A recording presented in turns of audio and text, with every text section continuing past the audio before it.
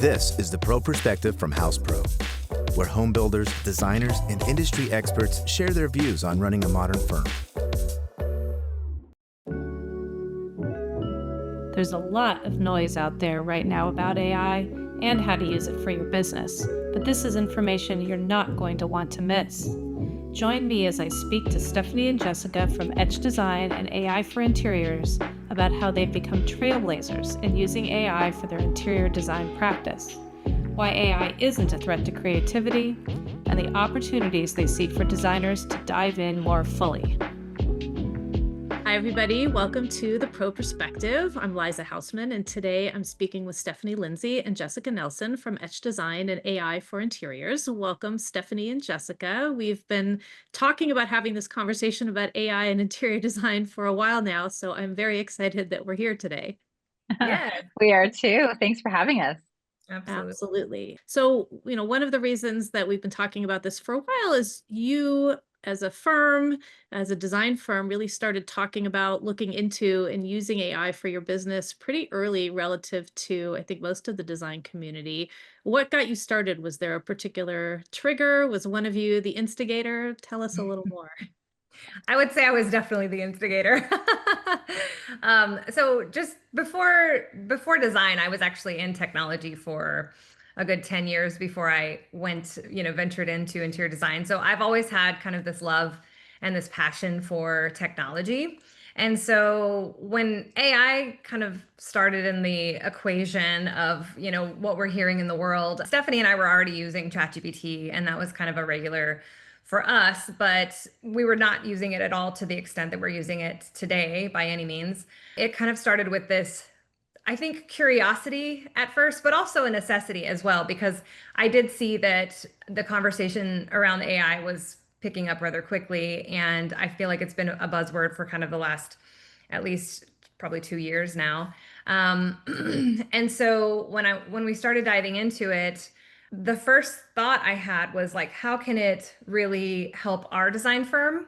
Because there's 10 of us on the team. So we have a rather large design firm for, a residential firm in Austin. And that was kind of where it started, but it grew to so much more than that because I have this massively ADHD brain and I love getting fixated in these little details of like, how can we make things better, and how can we do this, and how can we do that? And AI just totally spawned that thought, because you can create things so much faster, you can develop your processes and expedite things so much quicker. And once I think we started to see how, it could really help us in our firm, then that kind of transitioned to this whole other AI for Interiors business where we could actually teach other people how to do the same thing, because it wasn't just really about teaching our designers in our office. I was so excited I wanted to talk to everyone about it.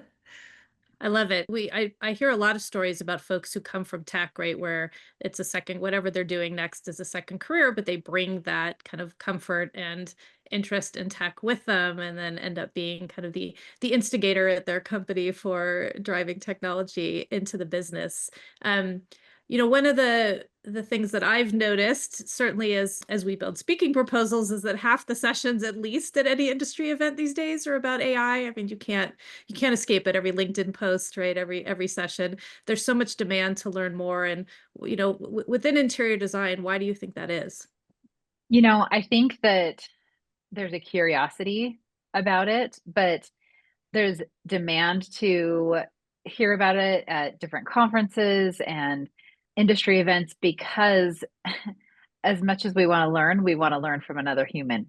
And and so it kind of gives us a little bit of comfort to be able to see someone in person, or even just a virtual event where we can talk and ask questions to another human being and feel a sense of comfort of going, okay, well, if they're using it this way, then I can use it that way.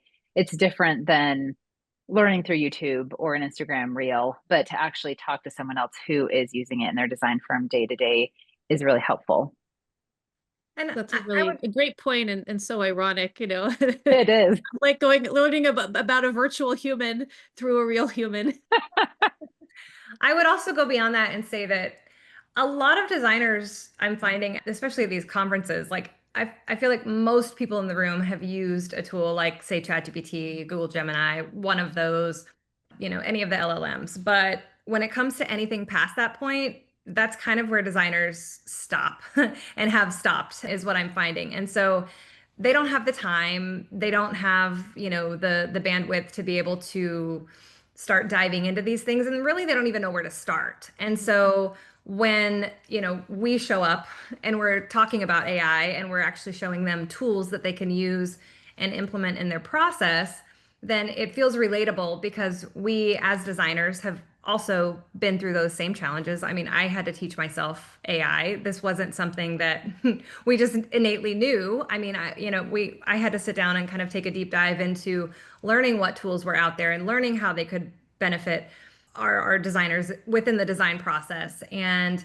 it took a lot of time. And so for me to be able to kind of cut through all of the noise and be able to just really truly bring them the tools that I think I personally are the most efficient, then I think it's just very helpful for them to say, okay, like she's using these tools, she finds them very valuable, and they are speeding up the design process. And I think it's just a very helpful way for them to learn. Yeah, I mean, over the 14 years that I've been in the industry now, when I think about it, there's been resistance to, I guess you've got folks that working in changing a physical environment, right? And that's what we're drawn to. I mean, that's what we all love about it. So kind of the idea of technology sometimes feels a little bit odd, but at the same time, right, the challenges have remained the same over the 14 years, and that designers wear a lot of hats, right? Being profitable is difficult, right? Being efficient, hiring people, all of those things, you can understand why there's interest in Mm-hmm. finding ways to kind of solve some of those problems and find ways to help with profitability. It's kind of one of the reasons I think that AI is such an exciting tool for this industry and for small businesses in general, because they tend to run pretty lean. Mm-hmm. Um, well, you obviously are using AI for your business beyond what most people are. Can you share a little bit about what you are using it for, how you're using it, and kind of Yeah. maybe some of the benefits that you're seeing from that? Yeah. So Jessica and I use it every day, many hours a day. And so we look at it from the business standpoint and then the design process standpoint that a client would see. I would say we use AI more on the business side and the behind the scenes that no one else would see, whether it be data analysis and helping us understand how long does a project really take us, not just what we think or what we feel it should be, but how long does it really take us? Helping us with invoice summaries to clients, obviously helping us with emails, which is pretty standard across any industry. And then also with helping us put together Friday reports to clients and really helping us synthesize our thoughts and what we want to communicate in a way that anyone else will receive it well. On the design process side, we really stick to our designers' creativity. So we really only use it a couple times throughout the process right now. That will expand over time, but the AI tools that we really want to implement aren't quite there yet. So on the design process, the initial inspiration pool, we use AI to generate images for us to make sure we're on the same aesthetic track as the client. And then we go back to our internal design process for creating initial design concepts and pulling furniture pieces and materials, whether that be countertops, tile, cabinet design, that sort of thing. And then when it comes to having our 2D CAD drawings or 3D SketchUp models, then we go back to AI and have it render those. So we can have it rendered in a couple of minutes in a number of different scenes or styles, and it helps us get the client to visualize it faster. That's great. So it's certainly a lot of administrative things, I think. Um, when nobody wants to replace the human contact, right? But you do Right. want to make those touch points faster and easier to produce. So I like the idea that you're kind of using it to synthesize what's happened to be able to report to the client. So then you're still providing that information and they feel like they're getting it from a human, but the time that it takes you to pull it together and pull together something that's probably formatted and articulate is a lot shorter and easier. And then the design process, yes, that's definitely evolving, and we can talk about that a little bit more, but I think it's evolving quickly. And there it is an interesting discussion. I know a lot of designers feel like, oh, I don't want to give up the creative process, or I'm worried about what's really me, or and a lot of folks are putting kind of AI clauses into their contracts, but there is that kind of ability to riff on your initial ideas more quickly and do things to kind of help help get your creative juices going, I guess. And that I think has a lot of opportunity, and that we're seeing a lot of interest in. Kind of on that note, you are asked to speak about AI pretty regularly because of all of the research and use that you are doing. Who's asking? Like, where's the demand coming from? And what do they want for themselves or for their constituents when you're asked to speak? What are they looking for? We get asked by, I would say, a range of a range of people. A lot of the big name associations like ASID or NKBA, like we'll speak at those conferences. And I feel like outside of that, we go one-on-one with design firms as well, actually helping them implement and onboard their team with AI. So there's kind of two buckets, I would say. But for like speaking engagements specifically, I believe that, when we're asked to come, it's really just so that people can see that AI is approachable in our industry. They want to know how it's being used. They want to know the tools that are out there. They want to know, the specifics of how they can actually start implementing these things, because right now there's, again, kind of going back to like cutting through the noise and really just getting to the heart of what designers can use this for. We try and be very approachable in terms of our presentation to designers, and say, like, we've kind of cut it down to the main tools that we use within our design firm. We're going to show you how to use them. We're going to show you, how they work, how they actually save us time. And so you're going to get it from the standpoint of like, we're design business owners. We get it. Like, there's a lot of hats that we wear as designers, and we're trying to help you get there faster and more efficiently and really be more successful in your business. Not only for the client standpoint, like, it makes our clients happier because they're able to, I feel like, see things much, much sooner in the design process. They get communicated with better. Like, I think overall our processes improve because of AI, but also from the designer standpoint, it gives them, I always call it my AI toolkit. It gives them these AI tools that help assist them in the process. It's not taking out any of their creativity or any of their ability to really execute what the clients want.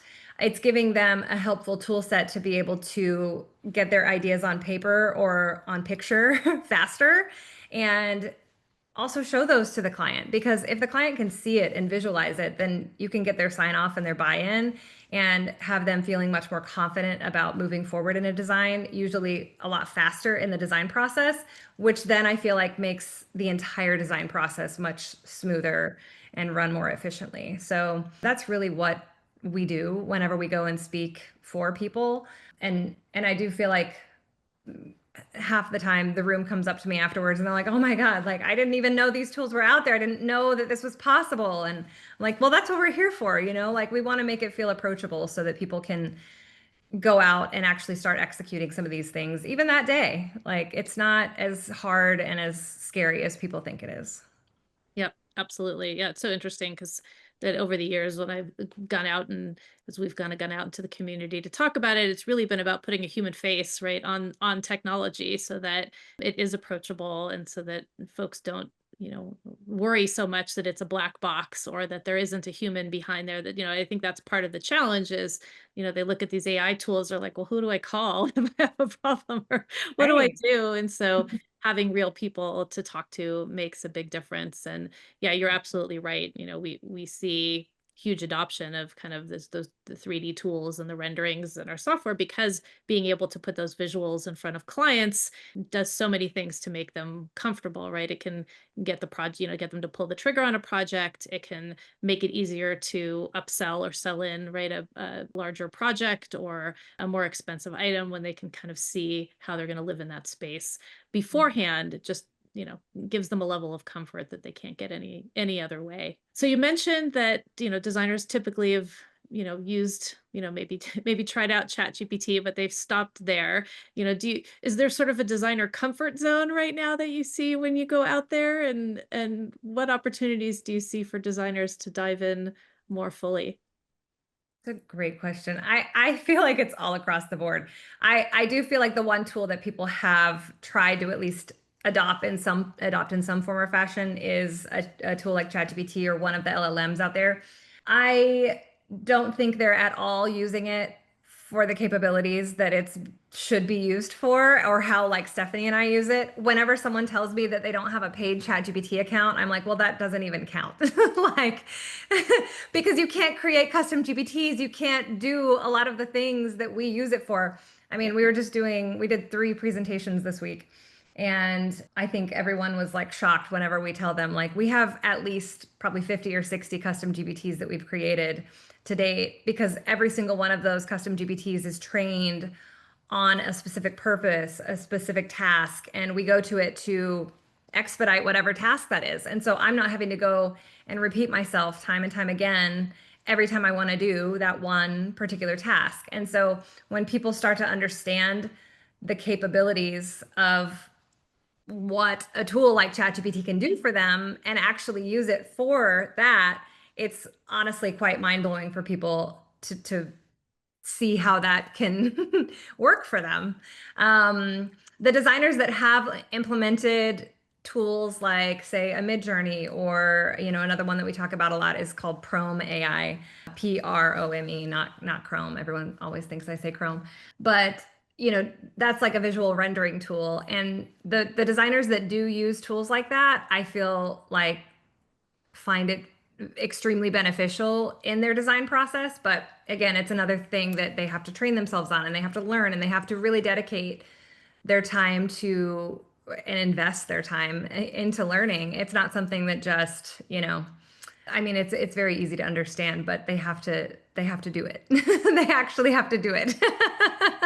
And that's the problem. Everyone's like, well, I don't have time. And I'm like, but what you don't understand is it's going to save you so much time. That's the point of all of this, is it's going to save there is you some time. upfront investment. Yes, absolutely. Well, maybe, for the folks, the newbies out there, maybe give one example. So, I think for a lot of people, they don't even know what does it mean to train your GPT. It's not like training your dragon, right? What is it that maybe give one example of a GPT that you guys use, and what does it mean to train it, just to bring that to life for folks out there. So when you're creating a custom GPT, like I said, it's for a particular task. And so in ChatGPT, there's like a little thing and it says GPTs, and most people just skate over that and breeze over that. And they're like, I don't know what that is, so I'm not going to click on it. But there's actually this whole GPT, I call it the marketplace, really, where people have actually built out custom GPTs for hundreds of thousands of tools that they use, or tasks, or anything like that. And so in our business specifically, I can give you a couple examples right off the top of my head. So like HR, for instance, we have an HR assistant. And so it's trained on our business. It's trained on our processes. It's got our employee handbook in there. It's got, all of the specifics to our business. So anytime we're having an HR related issue, I'm not having to go to ChatGPT and say, okay, we're having an HR issue today.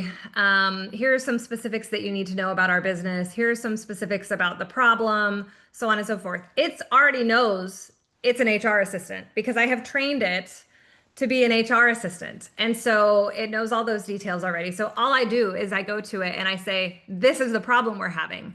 And it knows what its job and its duties are as an HR assistant. And so it's going to come back to me and it's going to give me guidance based on whatever issue it is at hand. So you can upload documents into your custom GPT so that it trains it on specific things.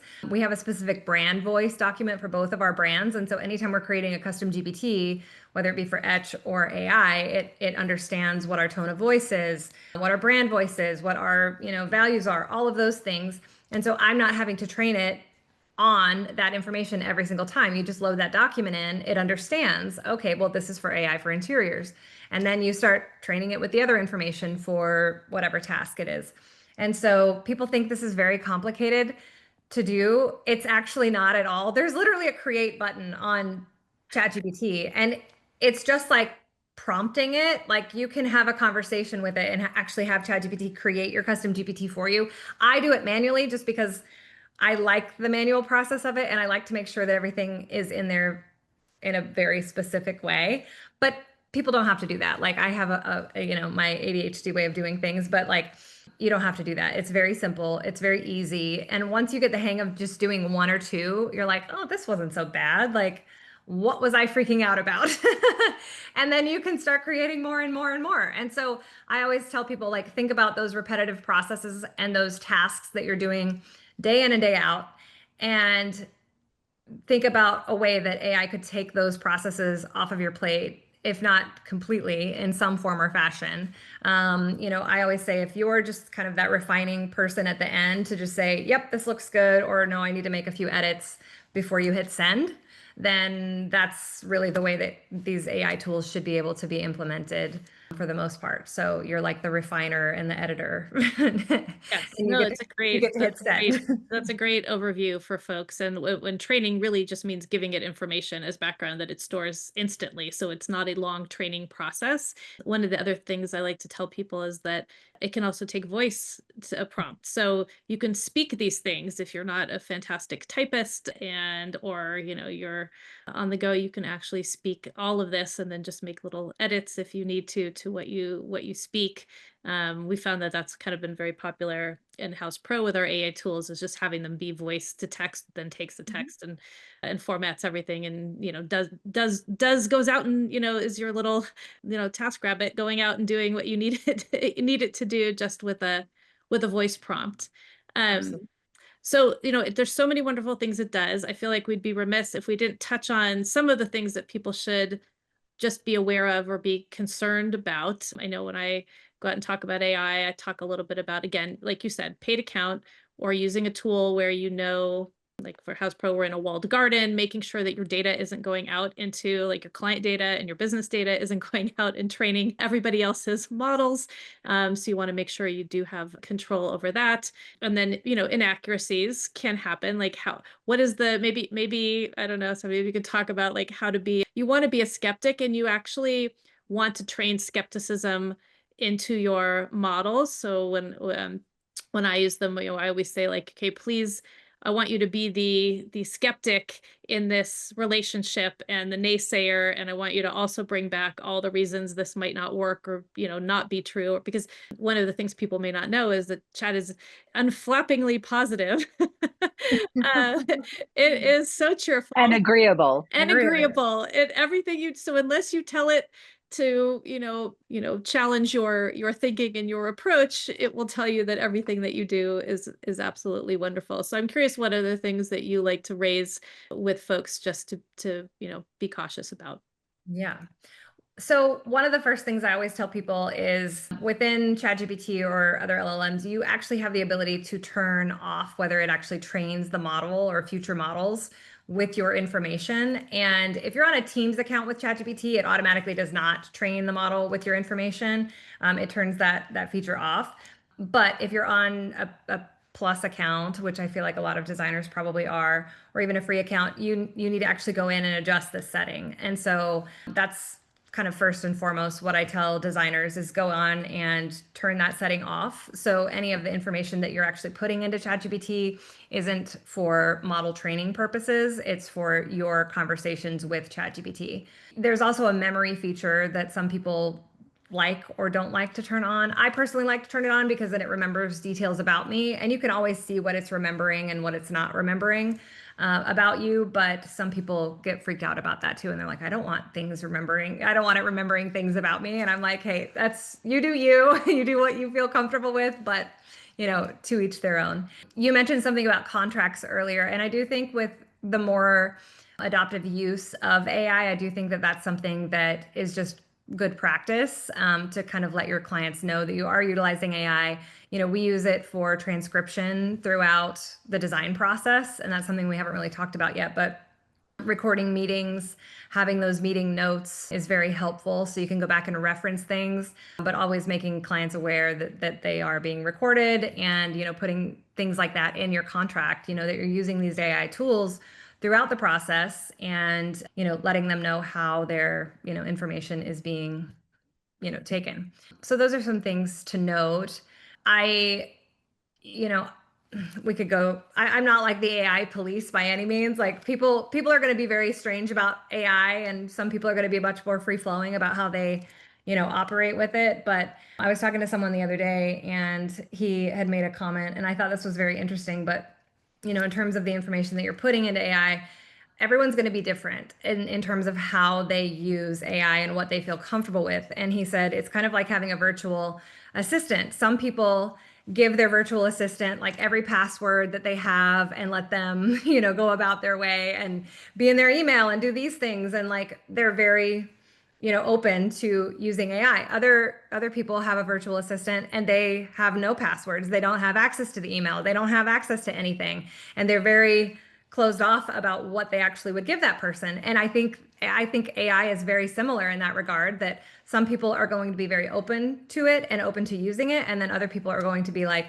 absolutely not, vault's closed, no way, and so I think you have to go with your comfort level of how you feel comfortable in using AI. I mean, the way that we deal with client information, we are still very responsible with how we're putting client data in and like what we put in there. And typically, if we're putting an email in, like we're not putting their client's email address in, but we'll take a screenshot of something, of the actual email itself. We'll put that in and be like, hey, help us respond to this, or help us, navigate this. And, it's not sensitive information, but it's, would it be something I would give my virtual assistant? Yes, it would be something I would give my virtual assistant. So, I kind of have to think about it in that regard, but everyone's comfort level is going to be very different in how they use these tools. And I think that, as it evolves more, that'll probably change. But as of right now, that's kind of where we're at. Well, it's a good segue to the survey that we just ran at Houzz. We surveyed builders and remodelers, and then separately surveyed interior designers. You guys wrote a lovely an interesting forward for the designer section. One of the findings was that nearly half of design firms say they're using AI regularly. Does that surprise you? Well, now we're into it enough. I think that everyone's aware. Now, a year ago, that would have surprised me. I think now it's much more common. One example is we were giving a presentation a year ago and asked who had used ChatGPT. There would be a few hands raised, but they were there to learn the basics and understand what AI is. And now when we give a presentation and ask who has used ChatGPT, it's actually easier to ask who hasn't used ChatGPT because there's only one or two hands raised. So more and more as time goes on, everyone seems to be at least dipping their toe in and getting comfortable with at least one tool. So it doesn't surprise me as much. The other thing that I noticed on that survey was the amount of time that is saved. And so each person submitting their response to the survey was asked about how much time does it save you? What are the efficiencies here? And everyone, by and large, said that it was saving them hours per week, which on the big scale turns into countless hours per year. And that compounds really quickly to the point that you're being much more productive than you ever thought possible. Makes sense. Another finding we saw were kind of the top areas where designers were saying they used it. Kind of far and away, the top two were sort of administrative tasks, like some of the things you talked about. I thought the HR example was great. Sales and marketing was another. Social media was quite a people were using it to help them write posts and create posts. Are you seeing that as well? Is that something that you guys are doing in your own firm? Yeah, so we have a creative brand manager who runs our social media, and she has ChatGPT write every caption. She also has it help with putting ideas together for social media and when it should post, even down to if we're talking about marketing at large, our blog posts and how we can summarize project details on our portfolio pages and all of those details. I think for folks that feel like they're creative, but maybe not necessarily writers, it's definitely something that can really help you get articulate your ideas and get them out in a fun, punchy way. And I think one example for folks who haven't tried it in terms of training, right, is to say, hey, here are some examples of the tone or the voice or the length of posts that I like or that have been successful. And then you can ask it to model your posts after that. So that's a great tip. I think a finding that I think makes sense, but is interesting is that larger firms, and those are firms with 10 or more people like yourselves, are diving in faster, likely because they have more resources and can spend the time, have that division of labor. I guess, are you, advising firms of different size, and do you see, that they kind of need different things depending on how they're structured, or what do you see are kind of the main differences in terms of where firms are in their adoption and what typically drives that? That's a good question. Do I find a difference between the larger versus the smaller firms? I do think that the larger firms do tend to have a bit more in terms of resources to be able to maybe dedicate having perhaps like one person on the team be like your AI advocate, if you will, for the team. And then that person kind of takes charge, takes the reins, and starts helping other people on the team implement AI tools. So kind of being like, typically that person really likes technology or exploring technology in some form or fashion, and they get excited about these AI tools that are out there. And so they're the ones that are kind of diving in head first and learning all the more intricate details that maybe the other people don't necessarily have time for. And then they're the ones that are helping get the rest of the team on board. And so it's kind of like having that sounding board in the office to be like, well, I don't know how to use this, and I don't know, where I'm lost. And then they can kind of help guide. The smaller firms, on the other hand, don't necessarily have that. And so it's kind of more of a free-for-all, I feel like. They're like, well, we're already swamped with projects. We're already bombarded with everything else. And so where do we find the time to really start integrating these tools? And I always tell, firms like that, you have to start with pick one, implement that, choose what it is that you're going to do and why you're going to do that one, and then really dedicate yourself into implementing that one tool. And I always say start with a ChatGPT or one of your large language models, because that will in turn help you with some of the other tools, especially if you start diving into some of the creative, imagery tools out there, because you need to be able to prompt those tools. So a tool like Midjourney or a tool like Chrome, you have to tell it what you want. And people have a really hard time with this. Like, even as designers, we know what we want the room to look like. We know what details we want in there, but for some reason it really trips people up when you have to put that in the form of a prompt. And so I always say, like, ChatGPT can write all of your prompts for you. You just have to like give it that initial brain dump, and then, tell it what you want to do with that information, and then it will create the prompt for you. So if you can get good at the one tool, then it will help you filter into the other tools whenever you're ready to get there. But if you try and, bite off more than you can chew and do like 3-4 tools at once because you're like, oh, we're going all in with AI, then you're really going to have a hard time, especially with trying to get more people to adopt these tools, because as we know, designers tend to be very set in their ways in how they like to do things. And so you got to start small, and you got to pick one and be good at it and really start to understand how it works and how it can work in your process before you can start adding other tools into the mix.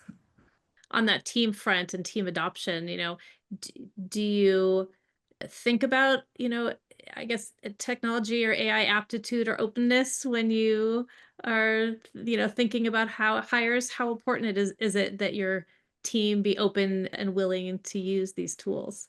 I mean, at this point, I wouldn't hire anyone that wasn't on board with AI personally, because we're trying to incorporate AI into every part of our design process. I feel like that's kind of a fundamental at this point, and also something that is going to help us further succeed as designers in the marketplace, in a more competitive marketplace. And it's only going to get more competitive with these AI tools rolling out, because it gives not only designers, but also homeowners more ability to do things that they weren't able to do before. And so you have to stay relevant, you have to stay competitive in the market. And if you're not learning and adapting to these new tools that are out there, then you're going to get left behind. And clients do appreciate the fact that you're utilizing tools that will help save them time, that will help save them money, that will help get them the visuals faster, because other firms are doing that. And if you're not, then they're going to choose another firm over your firm because you're not implementing these tools. You're going to get left behind. And so it's like, learn from challenge and change, right? Like, this is challenging, yes, and it is change, but like, you have to learn from this. You have to grow with this, or else you're not going to succeed in this industry. We're actually seeing a lot of contractors and designers build technology into their proposal, into their sales pitch. So when they're talking about the company and the history and who's on the team and kind of all of those things, we're actually hearing that the slide on how they use technology is what clients are focusing on, or actually the most interested in talking about. Oh, you're doing this, that's super interesting. Like you said, they want to understand how that's going to save them money because it saves you time, or right, help give them, ideas or reports or things, right, that might have been tedious. Now they can get those, right, for, within the same cost of the project, but they get this amazing experience. So it's interesting to see how interested clients are in firms that are able to embrace these technologies as well. Yeah. I was trying to think, are there any surprise wins you had from AI where, like, you kind of had an idea of what it could do? Is there one example where you were like, we just did not expect that it was going to be able to do this, and it's turned out to be a real win? So there's two that come to mind. One is a small example of a presentation. We had a model home company reach out to us and say, hey, could you help us with some model homes? And we don't have any in our portfolio. I've worked on them at a previous work experience, but there wasn't anything at the ready to be able to show them.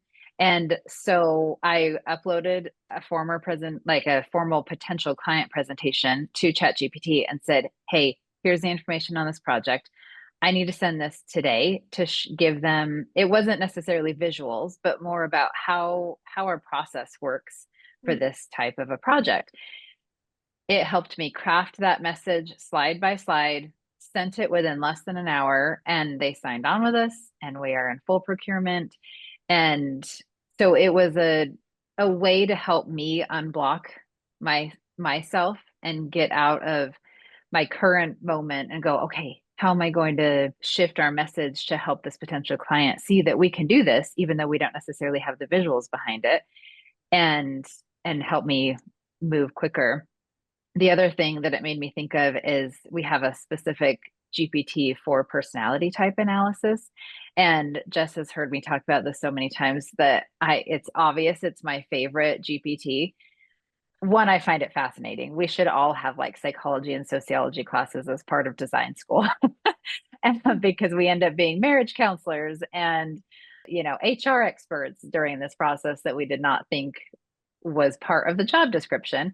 And this personality analysis GPT will take emails that a potential client has written or a transcript from the initial consultation and tell me what type of personality type they are and how to craft the message that will be something that they will receive and it will resonate with them.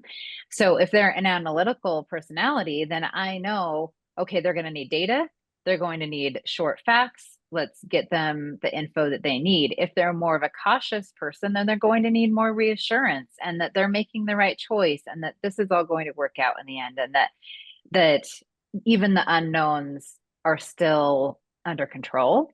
And it has been a game changer in terms of communication and helping each person get something that's crafted for them and not just a standard response.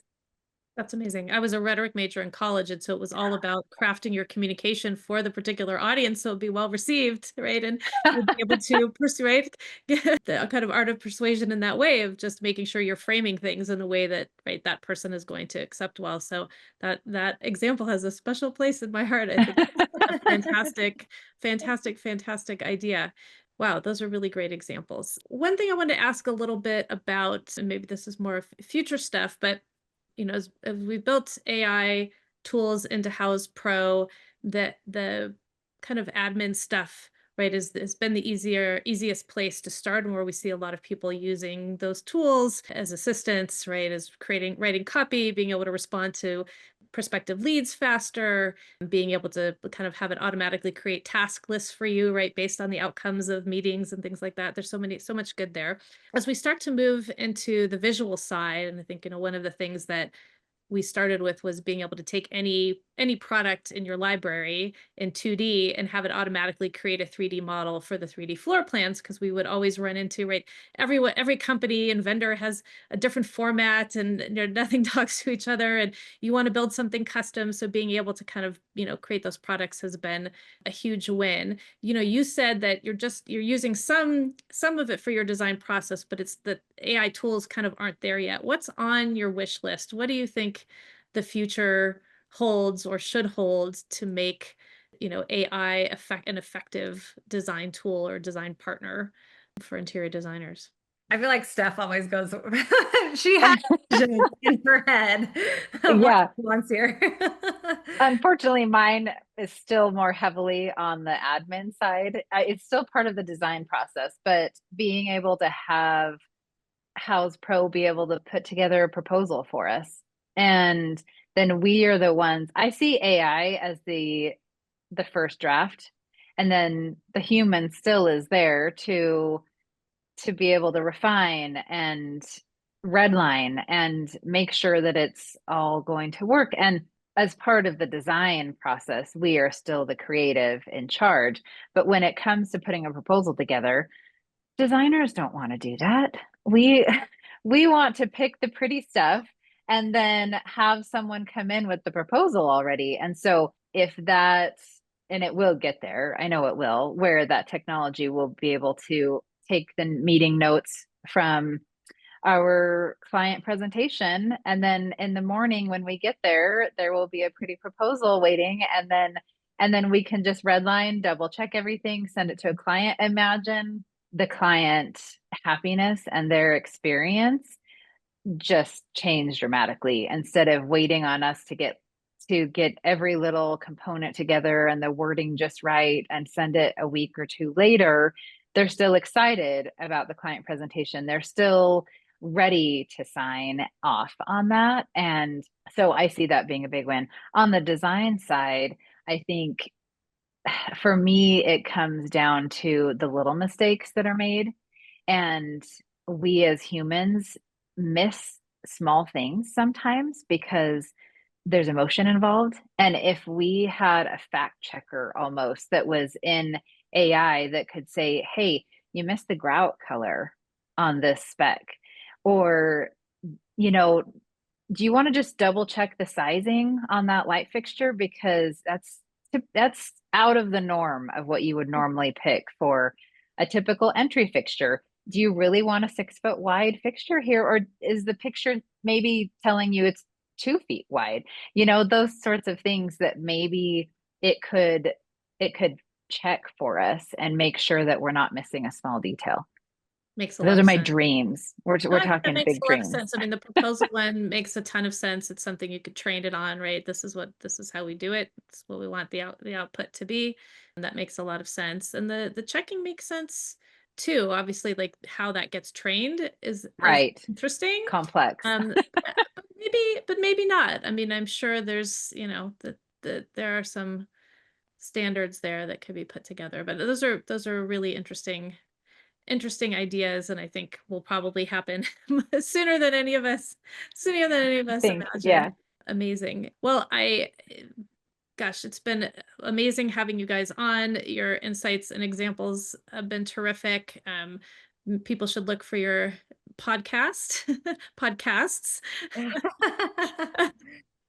on interior design in general and AI for interiors, especially for AI. And please reach out to them if you want to learn more about AI for your business. If you're interested in the AI report that Houzz put out, you can find that at houzz.com/research. It's free to download.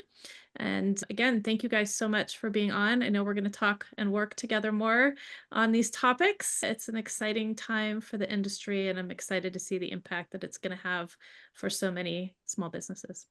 We are We are too. too. Thank you so much, Liza. We appreciate it.